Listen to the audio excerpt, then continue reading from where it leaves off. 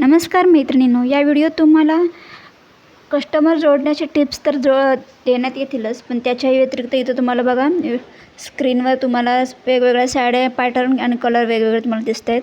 जर त्यातली तुम्हाला कुठलीही साडी आवडली असेल तर डिस्क्रिप्शन बॉक्समध्ये तुम्हाला नंबर दिलेलाच आहे, तिथे तुम्ही कॉल किंवा मेसेज करून साडी बुकिंग करू शकता.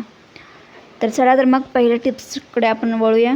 तर पहिली टिप आहे आपल्या ज्यावेळी आपल्याजवळ कस्टमर येत असतं तर त्याच्याजवळ आपण प्रथम आधी स्माईल देणं हे अत्यंत गरजेचं आहे.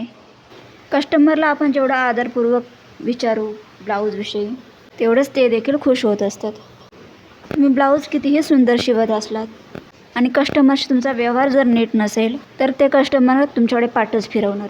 त्याच्यामुळे एक कस्टमर देखील तुटणार. बरं, ते एकच कस्टमर तुटणार नाही, त्याच्यासोबत दुसरं कस्टमरला देखील ते आपल्याविषयी निगेटिव्ह इन्फॉर्मेशन देणार.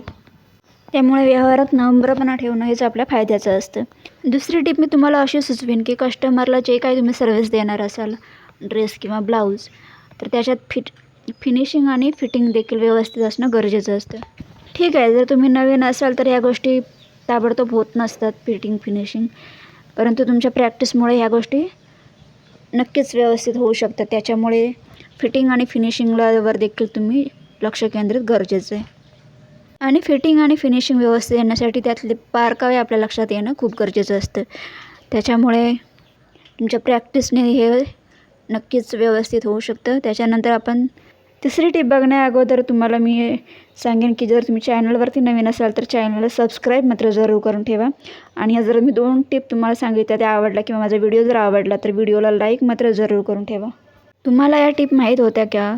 आणि तुमच्याजवळ देखील अजून काही सजेशन असेल किंवा तुमच्याजवळ काही अजून टिप असतील तर तुम्ही कमेंटमध्ये नक्की शेअर करा. तर तिसरी टिप आहे स्टिचिंग करणे.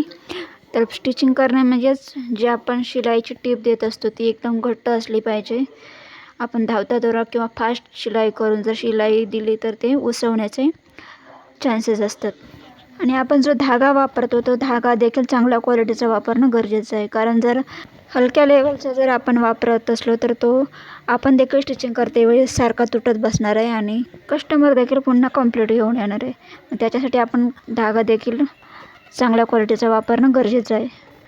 भले त्यांचं ब्लाऊज किंवा ड्रेस काय जे काय असेल ते वापरून फाटलं तरी आपली स्टिचिंग मात्र निघता कामा नये अशा पद्धतीचं आपण स्टिच करणं गरजेचं असतं.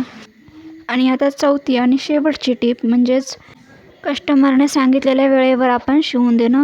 कारण कस्टमर देखील आपल्याकडे आशेने शिवायला देत असतो. त्यांना देखील लग्नासाठी किंवा बारशासाठी किंवा जे काही पार्टी वगैरे असेल त्याच्यासाठी त्यांना वेळेत हवं असतं. त्याच्यामुळे आपण त्यांना वेळेवर देणं हे देखील खूप महत्त्वाचं आहे. काही कस्टमर तर वेळेत शिवून देखील वेळेत नेत नाहीत, पण ती गोष्ट वेगळी आहे. परंतु आपण मात्र कस्टमर तुटू नये याच्यासाठी आपण वेळेवर शिवून देणं गरजेचं आहे. तर ह्या झाल्या बेसिक टिप. तुम्हाला अजूनही त्याच्यातून काही नॉलेज मिळत जाईल, ते तुम्हाला अनुभवातूनच मिळत जाईल. त्याच्यामुळे सतत काम करत राहणं, सतत माहिती घेत राहणं हे खूप गरजेचं आहे. त्याच्यामुळे तुम्हाला त्या स्वतःच्या अनुभवानेच सगळ्या गोष्टी लक्षात येणार आहेत आणि अजूनही काही टिप तुम्हाला तुमच्या अनुभवातून शिकायला मिळतील. तर आजच्या या साड्या आणि टिप तुम्हाला आवडल्या का?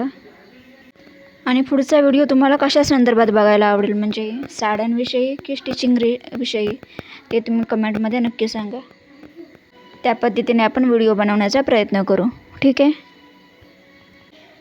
आता भेटूया पुढच्या व्हिडिओ. तोपर्यंत तुम्ही चॅनलला सबस्क्राईब केला नसेल तर चॅनल सबस्क्राईब करून ठेवा. कारण एकाच चॅनलवरती तुम्हाला स्टिचिंग रिलेटेड आणि साड्यांचे व्हिडिओ देखील बघायला मिळणार आहे. त्याच्यामुळे चॅनलला सबस्क्राईब आणि व्हिडिओ आवडला तर लाईक मात्र जरूर करा. कारण तुमच्या मोटिवेटमुळे आम्ही नवनवीन व्हिडिओ बनवण्याचा प्रयत्न करत असतो. त्याच्यामुळे एक लाईक मात्र नक्की द्या. तोपर्यंत व्हिडिओ शेवटपर्यंत बघितल्याबद्दल खूप सारे थँक्यू सो मच.